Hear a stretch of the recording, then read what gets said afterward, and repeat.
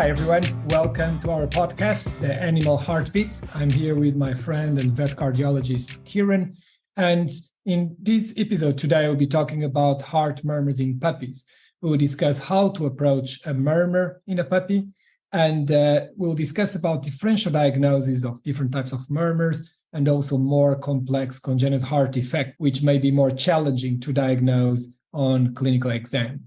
Yeah, I think the topic today is going to be super interesting for a lot of people out there, because this is tough, isn't it? When we see heart murmurs in these young dogs that look healthy, it can be really challenging to know what to do for the best.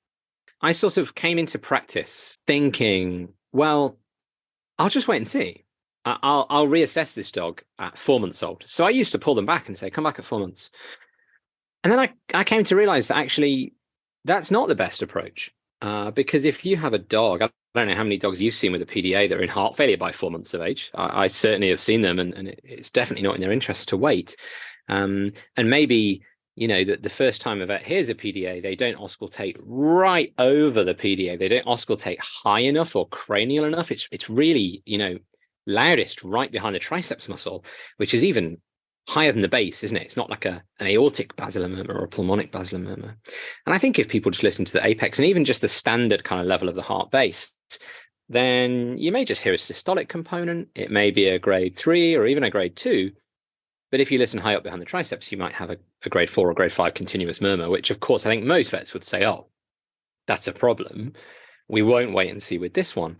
But the difficulty with the wait and see approach is I would caution against it. Because as you say, I think there are problems that could happen there. Now, it's very easy for us to say, okay, let's echo it. You know, I think we would both find it very quick to echo. It's easy to get an answer even from quite a basic echo, but we're very privileged in that scenario. So what would your advice be to vets in primary care practice? You hear this puppy has got a murmur, you think it may be a grade 3, 4 on the left side somewhere, and it's a boxer dog. Is there anything that you would say other than do an echo? Is there any other path that they could take for this case? Just regarding auscultation, I also wanted to stress that to get experience in trying to detect thrills is really important, because that in some cases that will allow us to detect that high chest PDA murmur that we could have missed if we just auscultate more close to the sternum. And so I generally recommend our residents, before grabbing their stethoscope, to start having that feeling, that memory, that muscle memory of feeling the heart beat. And that gives you a great feeling in terms of how well can you feel the heartbeat. And if there's a murmur where if there's a thrill, then you of course will guide your stethoscope to where you detect the thrill. And sometimes even when there's a clear thrill, with residents, they do not detect the thrill. And I think sometimes the problem is people just leave their fingers on top of the ribs. I think it's really important that the fingers are in the ribs. It's the intercostal space, isn't it? In the intercostal space, exactly, to really feel the thrill. And so I think, one recommendation to me that I always do it myself is, before grabbing my stethoscope, I have a good feel of the heart, to try to feel thrills, to see if I detect something funny. Because then, of course, if there's a thrill, that must be taken very, very seriously. Absolutely. Is a clear indication that this dog will have a significant heart defect that needs to be addressed. But especially, just to stress again what you said, it's a difficult conversation with clients, because we are talking about completely normal puppies. Initially, they are PDAs, pulmonary stenosis, who are playful, they're running around. Exactly. And suddenly you ask them to spend 500,000 pounds. 500,000. I mean, 500. Whoa, you're expensive, Jose. That's Cambridge. I mean, something between 500 to 1,000 pounds. Apologies for an assessment by a cardiologist in a puppy that is very normal. So it's challenging. I generally, what I think is important to talk to clients is to explain that there are at very least two conditions, two heart defects that can be easily fixed. And there is now centers all over the UK that provide those minimally invasive procedures. And even if there's not a minimally invasive procedure, for example, for PDIs, there's a solution for those cases. So I think it's important for the client to understand that will have a major impact if a puppy has a fixable a disease that may be corrected. Right. So the diagnosis is important, isn't it? It's not just, oh, your puppy has something bad and it doesn't really matter what it is. Actually, it really matters what it is, because obviously if we see a PDA, well, we can close that. So our preference is always to go for a minimally invasive approach, transarterial or a transvenous approach to close a PDA, because it's the least impact on the puppy. However, there are things that are more financially viable for people on a budget that are available out there. So there are good options out there, even for PDAs, where the owner may not be insured or may not be able to finance a sort of cardiologist type procedure.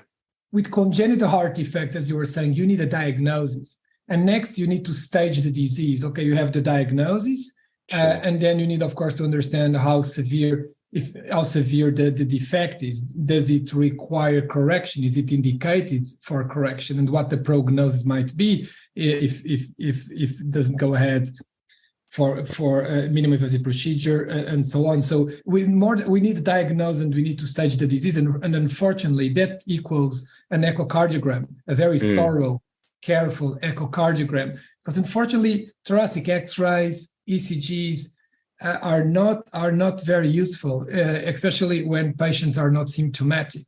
Can give you some tips, certainly. Can with a very good clinical exam, a good X-ray, can give you some tips of what might be going on.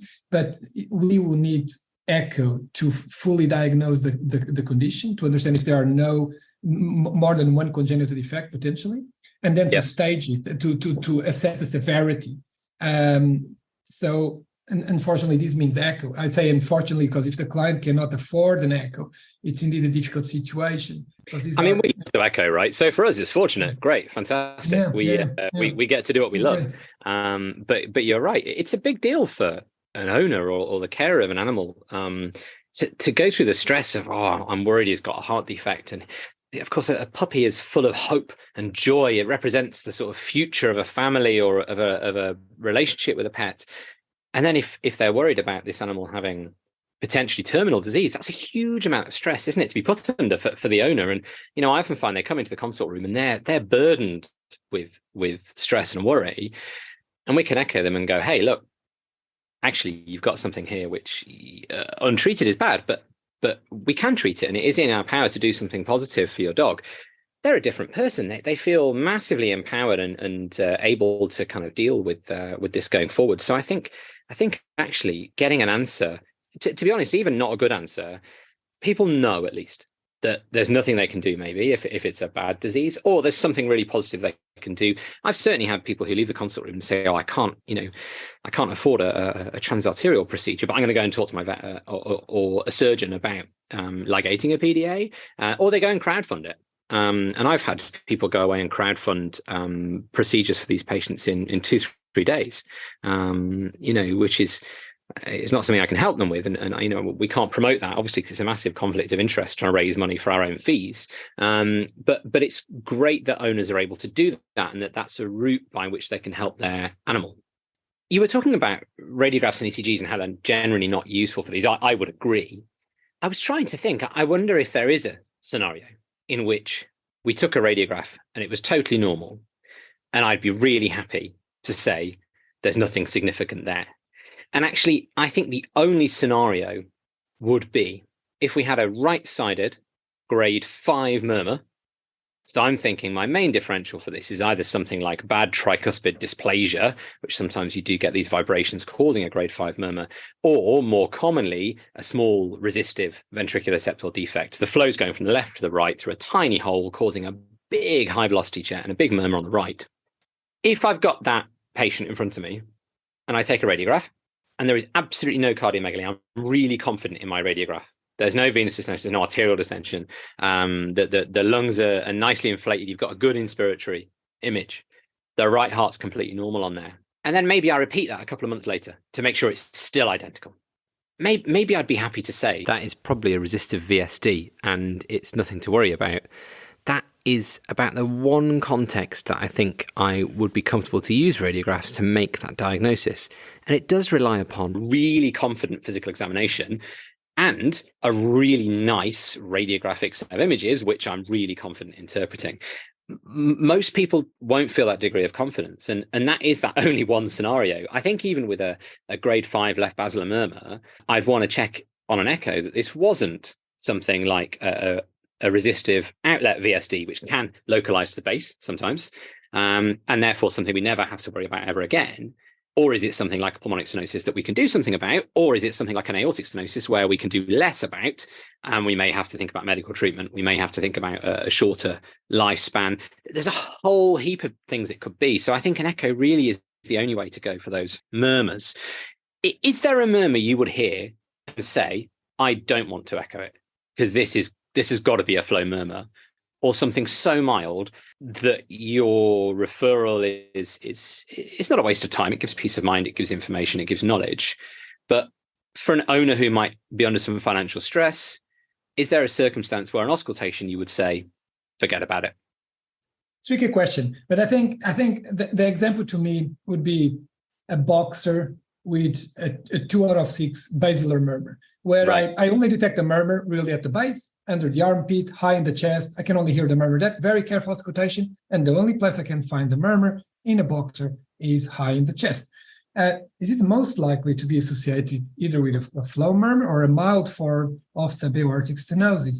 And mild form of subaortic stenosis are associated with a very good long-term prognosis. In fact, we face that sometimes in referral practice in the place where I've worked, like a boxer that another service finds a murmur, and they want a pre-GA assessment.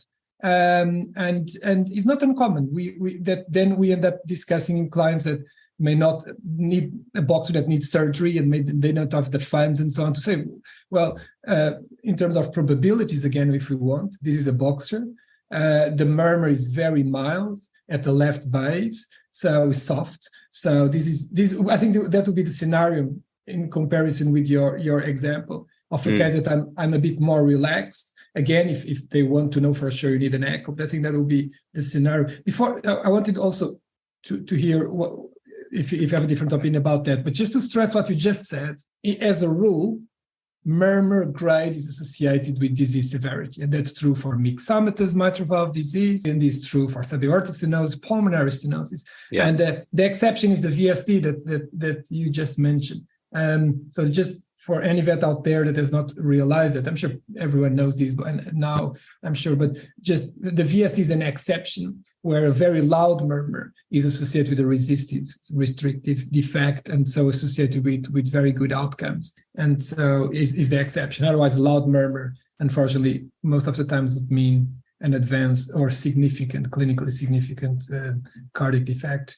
So if you have that scenario where you have a puppy who's got a very quiet murmur, what clues on physical examination or history might make you think, actually, this is more significant? This is more likely to be either a complex congenital heart disease or a large VSD with a significant overload or whatever. What are your other cues that make you more concerned? So in case like that, I would already expect some clinical signs. So if we have a soft murmur that is associated with a large VSD that might be now bidirectional, or a more complex congenital defect, I would expect clinical signs. I would expect that the puppy is not exercising as a normal puppy should be. They may not be putting the weight as they should. Talking to the client, sometimes they will describe that the puppy stops playing suddenly, and then carefully asking, they may have noticed that the mucous membranes may get very pale or slightly cyanotic. So I think in case that a soft murmur is associated with a more complex congenital heart defect, I think these puppies have some symptoms. One of the big challenges, I completely agree with you. And I actually think muscle condition or body condition is really important, because often we get those puppies. And again, at vet school, I was taught, maybe these animals are stunted. And when I graduated, I didn't know what a normal Norwegian Keeshond looked like. To be honest, I don't know. I think I've only ever seen one Basenji, for example. And, there's plenty of breeds out there. I don't know what their puppies are supposed to look like. And obviously now we have, I don't know, the cockapoo. Goodness me, cockapoos come in all shapes and sizes. So I don't know how stunted one is compared to the next. I think body condition is important, because often they're quite skinny. You really feel their ribs, and you think, oh, this puppy, it's got that normal puppy pot belly, but the ribs are really prominent, or the spine is prominent. And I think those guys, often when you find that, I think, oh yeah, maybe it is a little small for a Labrador at 10 weeks old. So I think often with bad congenital disease, these complex diseases, VSDs, tetralogy of Fallot, truncus arteriosus, these very complicated things, AV septal defects, they're not so common, but when they present, even with a quiet murmur or no murmur at all, there are other cues that warn you about something going on. One of the problems actually with the sort of idea of interrogating the history about exercise and behavior and things is number one, they might be a first-time dog owner, so they don't have a frame of reference. The last Labrador we had did this. If it's their first dog, they say, oh, he sleeps a lot. Yeah, that's what puppies do. Actually, I mean, obviously they're on or off, and some owners don't understand that. I think the other thing is brachycephalic dogs are really hard to assess. Their breathing's hard to assess, sure, but they may stop during exercise because they've got upper respiratory tract obstruction. They may make respiratory noise. They may even experience syncope episodes or sort of pre-syncope because of the nature of their brachycephalic conformations. So those guys are really hard. And of course, the breeds that we but that we often see complex congenital disease in are brachycephalics. So I think they're really challenging, and breed's definitely important for me in assessing these. Circling back to what you said about boxer dogs, I totally agree with that. That was exactly my scenario where I would have gone, yeah, it's probably nothing to worry about. The other one is that sometimes I see small dogs, often these small white dogs, so 1 year old, 2 years old, actually with quite a musical murmur. And I don't know if you can identify with this, but the murmur sounds like a whoop, whoop. They're very hard to grade, because they sort of resonate. So they sound louder than the heart sounds. But when they have that resonant frequency, that musical quality, I find it hard to grade them. So I would call them musical, loud. I don't know if them being louder than the heart sounds mean there's worse disease. I don't think that's always true. And many of those 1 year old, 2 year old little white dogs, they will have flow murmurs that are quite musical, sort of aortic flow murmurs, and often you echo them and you can't see anything at all, and you measure their aortic flow velocities and they're just sort of, I don't know, 1.8, 1.9 meters per second, where you're just thinking, okay, well, it's not stenotic. There's no 2D lesions for stenosis. There's nothing here that says there's a congenital defect, but the flow's a little bit fast, and maybe that's enough to cause that vibration. And sometimes on the continuous wave trace of the outflow in those dogs, you'll see a little musical frequency, like vocalizing. Have you seen that, or am I just making this up? Am I talking rubbish? No, I agree. I did. I spent a lot of time to look for chordae vibration, mitral valve vibration. Okay. I spent a lot of time, and I probably most of the times failed to find anything. Generally, the case we hear with musical seagull. I like the seagull call. Seagull call. Yeah, do an impression for us of the seagull murmur.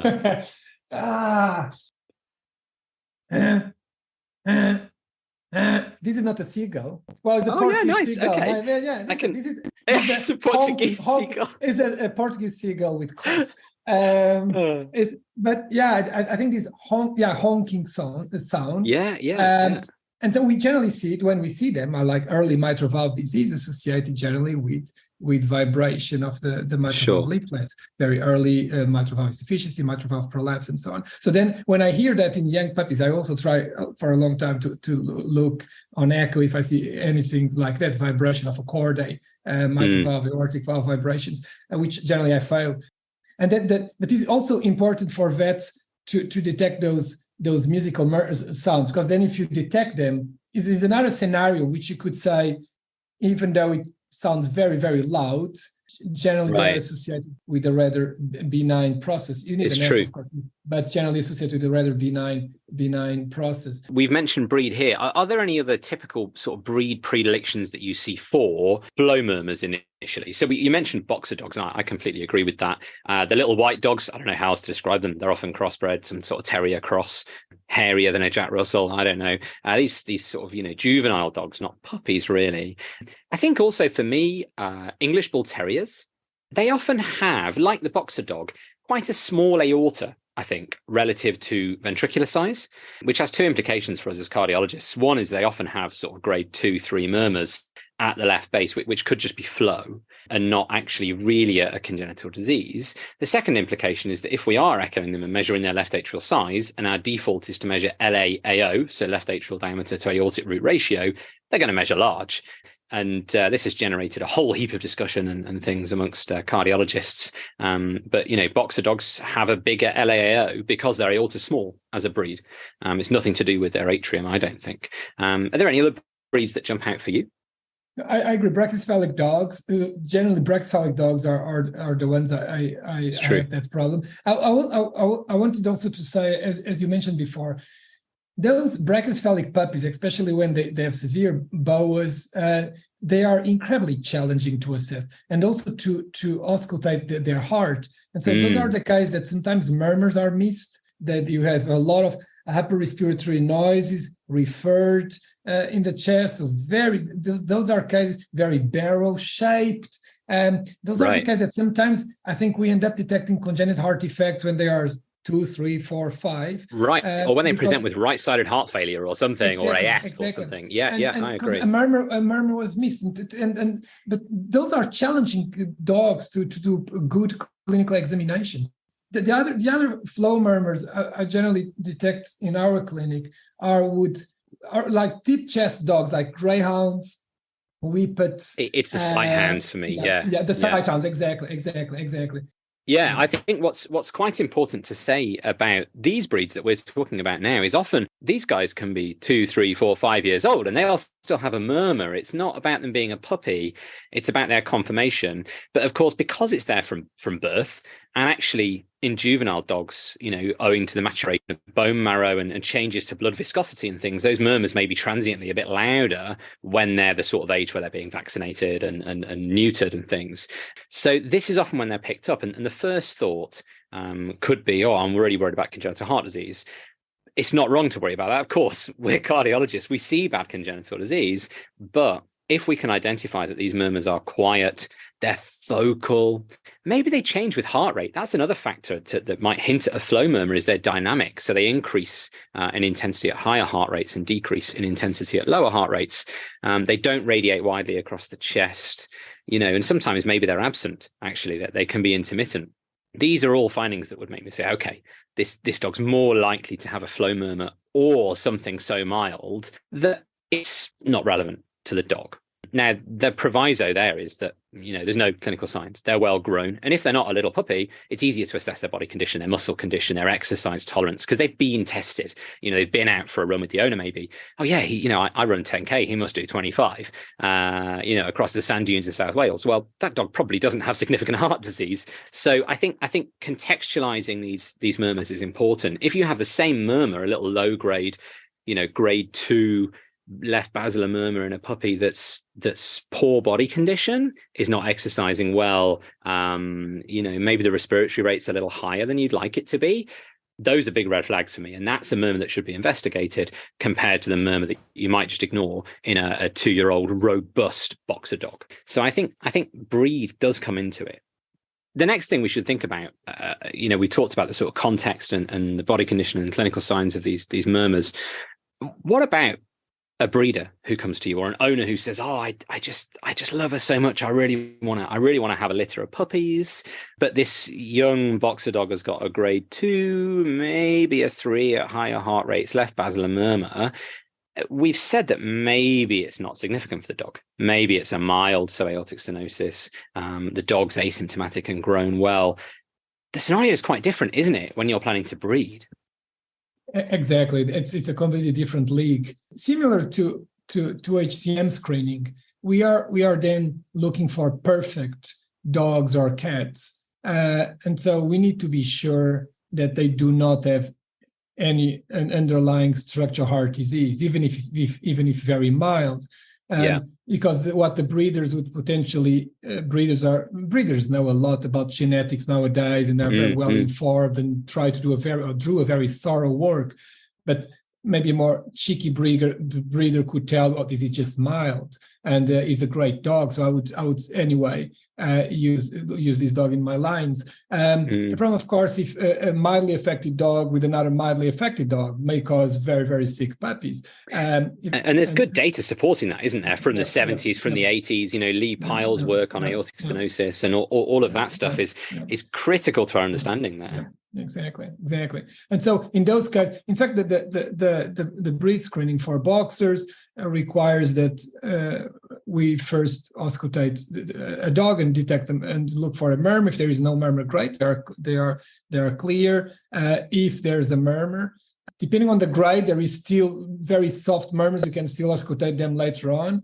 But I would recommend an echo for a breeder that wants to do a very thorough work, that wants to be sure that their lines are clean.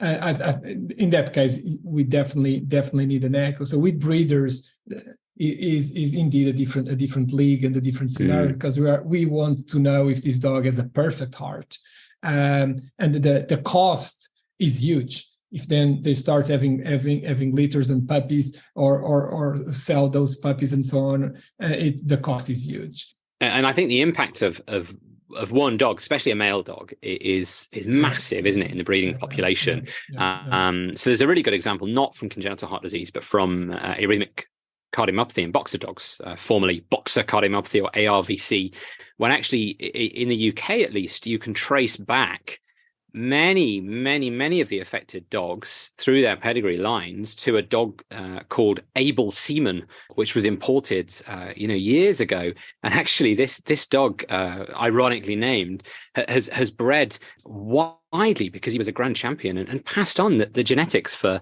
this awful disease to lots and lots of dogs. So if we have a dog with a very mild aortic stenosis but has potential to throw the genes out there and combine them with other genes in the female dogs to generate severe aortic stenosis, that could actually be a huge welfare impact on the population.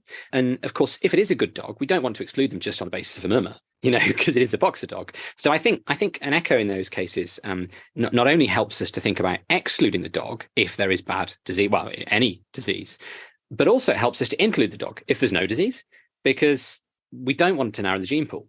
There's huge examples throughout the history of breed screening in veterinary medicine of people rashly excluding animals from a population and then later on seeing the impacts negatively on the genetics of that population. The one that springs to mind for me is ragdoll cats with HCM, where the genetic test came out in 2007, was commercially available. Anything that had a positive heterozygous homozygous was excluded from the population, which narrowed the gene pool. And the breeders all decided in the UK, well, hey, let's back cross these with Persian cats because the ragdoll line has some Persian in anyway.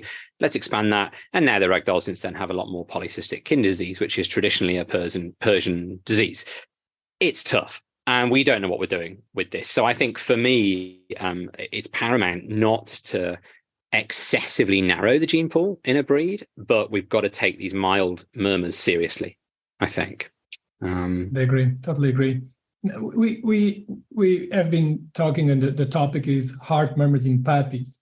But let's say, can you comment on congenital heart, and the majority of congenital heart disease we see will cause a heart murmur.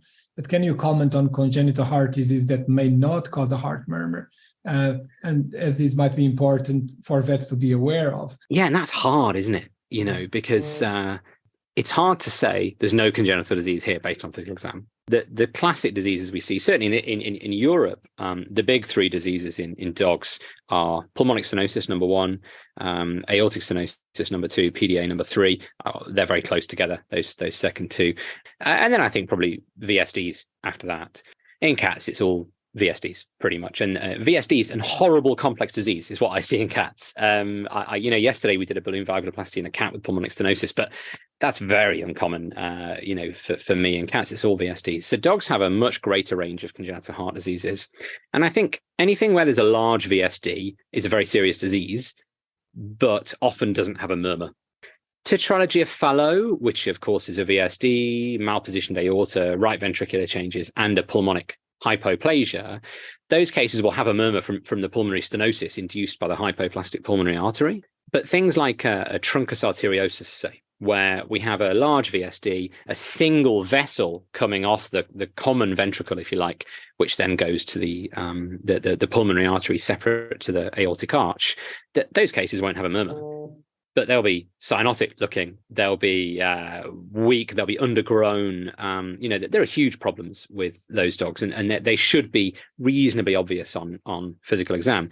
I've seen a couple of cases of truncus arteriosus in cats in middle age. So cats are different. They don't show the same signs that dogs do. We know that. I think the other thing is atrioventricular septal defects, formerly known as endocardial cushion defects. These are basically a low ASD, so primum type ASD, an inlet VSD, and AV valve malformations. Now, they may have significant valve regurgitation, which causes a murmur, or they may not. Depending on the sort of where they are on the spectrum of complete atrioventricular septal defects all the way through to sort of partials, the murmur varies according to the specific hemodynamics in that patient. I've certainly seen them with no murmur at all, and they've got a shocking heart that just fills the chest and goes wall to wall in the thorax, and their prognosis can be pretty terrible unless open heart surgery is an option. I'm trying to think of course, right to left PDA is a classic. So these are often dogs where they have a large PDA more often than not. And the typical time for these right to left PDA dogs to present is actually around age 1 or 2. And they often don't present to cardiology. They either present to neurology for hind limb weakness at exercise or hind limb collapse at exercise, and people think they're neurological, or they present to internal medicine for polycythemia, I should say. Erythrocytosis is the correct term, because it's a non-neoplastic proliferation of red blood cells. And actually, that is appropriate, that polycythemia, because these dogs are right to left shunting through their PDA. They've got severe pulmonary hypertension, which is the same or higher pressure than the aorta. And during exercise, they get hypoxic hind limbs. Their kidneys receive a huge amount of deoxygenated blood. So the erythropoietin kicks in and pushes their PCV up. I have seen a couple of them present with neurological signs because of high PCV. But that seems to be the less common way for them to present. Normally they come in through neuro or medicine. And they're very challenging cases, because at that age, it's very unlikely we're going to get them to normalize their shunt, if you like, to be able to control their pulmonary hypertension using something like sildenafil. And often those guys are about long-term management of erythrocytosis and the degree of shunting.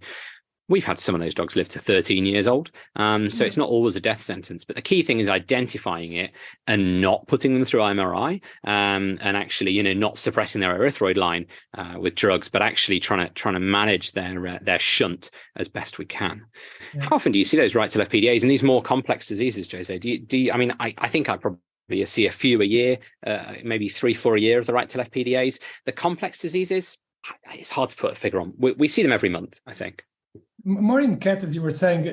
More in cats. Yeah, again, it's a puppy podcast, but what you were saying is important.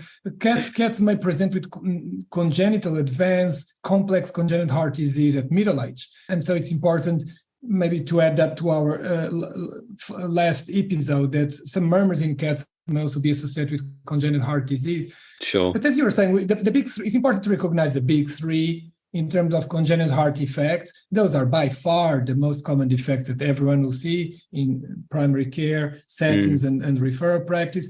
And then also rare stuff like triatriatum dexters. Oh, sure. I completely forgot about those guys. Yeah. And then, of course, ASDs will not cause murmurs. Right.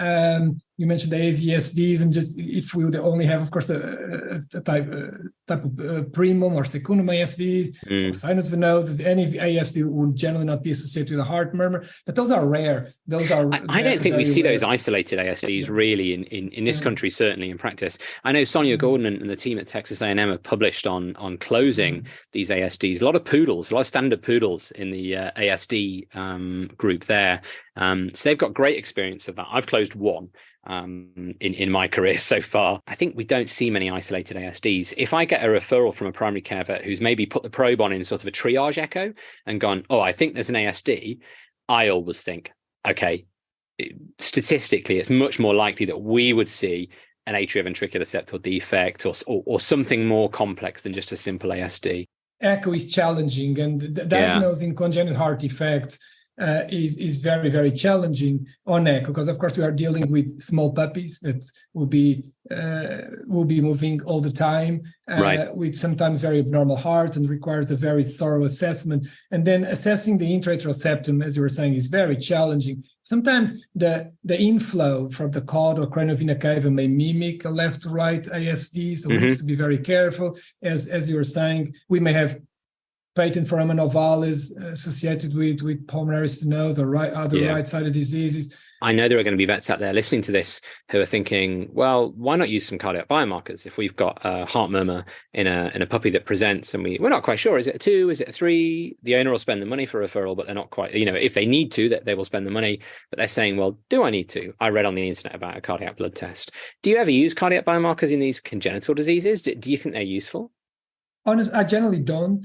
And I don't, to be honest, I don't really have much experience with it. We randomly receive cases with, again, is a referral bias, where there was a murmur and a very loud BNP, and we see those cases. And so it makes sense if there's marked cardiac remodeling, increased wall stress, increased wall strain, that BNP will be increased. Do you know what? That makes sense. I just don't think I've seen that. I think I have seen high, sure. Yeah. But I saw a Labrador, I remember, with shocking tricuspid dysplasia, huge right heart. I mean, it was, massive right-sided cardiomegaly.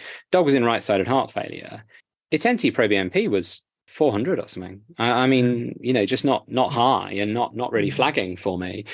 We published a study a couple of years back on using atenolol preoperatively in dogs with pulmonic stenosis. That's not the point of what I'm saying. The point is we ran cardiac biomarkers. We ran troponin in those dogs.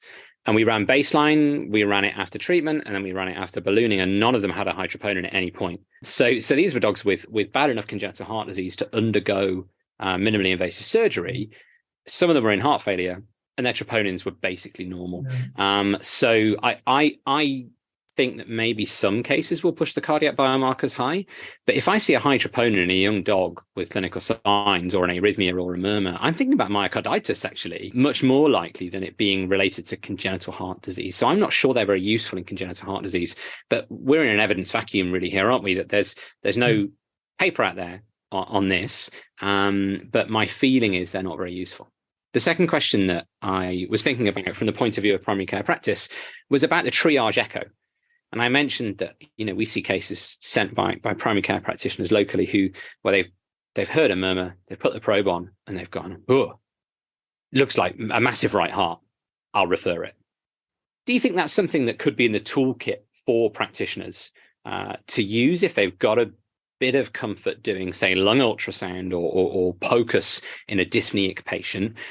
Do you think they could extend those skills to young dogs with murmurs, or do you think there are any pitfalls there that would make it something to avoid? More and more vets have experience at doing point of care ultrasounds. So I think it could be worth it for them to do it. But I'm worried that these are very challenging to scan these puppies. And then of course, if you see a gigantic right ventricle, that could be associated tricuspid dysplasia or very thick right ventricle for pulmonary stenosis and so on, or a big left ventricle, great. But still, you will need a thorough echo then to stage the disease and to understand is it indicated to go ahead with a minimally invasive procedure. And so if the owner has I don't know, just thinking out loud, if the owner could not afford referral or was not sure about referral, and then a POCUS would show LVH, RVH, a big left ventricle, then maybe that could help the vet saying, discussing with the clients, and there is structural heart disease, and we need to refer it for a full echo. But again, I think it works better. A vet found something in a POCUS. Anyone finds something in a POCUS that could help. Okay, this case needs to be referred. But then if you find nothing in a POCUS, I would still be worried that there might be something significant that was just not possible to see in a very brief standing echo. Yeah. I think if we think of it as like a diagnostic test, like a blood test, people talk about sensitivity, specificity. Precisely. So I guess it would be quite specific in a positive, a huge right heart, a massive left atrium, or I don't know, pleural fluid, pericardial fluid, might rule it in. That would be specific, but it wouldn't be very sensitive. So a negative wouldn't rule it out. I think that's how I feel about it. I do sometimes see false positives, if you like, where a vet's put the probe on and gone, oh, the right heart looks massive.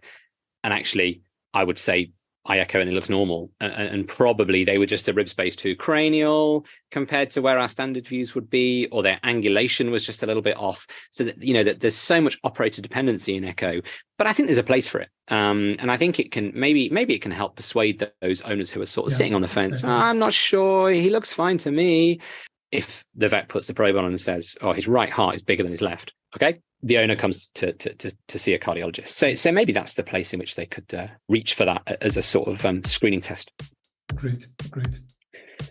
I think that's about all we have time for on this episode of The Animal Heartbeat. Jose, thank you very much. It's been emotional. Thank you. And see you all in our next episodes. Yeah, I think we're looking forward to some guests down the line. And if anybody out there wants to follow us on socials, we're on Twitter and Instagram at @heartbeat_pod. And we're going to tweet some images of the things we're talking about in these podcasts when the podcasts are released. So you're going to be able to see the examples of things we're talking about. And also that's your opportunity to get involved with us and to put any questions to our forthcoming guests. We will announce them on the socials as we go. So thank you very much for listening, and please remember to subscribe in Apple Podcasts or wherever you get your podcasts from. Thanks very much. Bye now.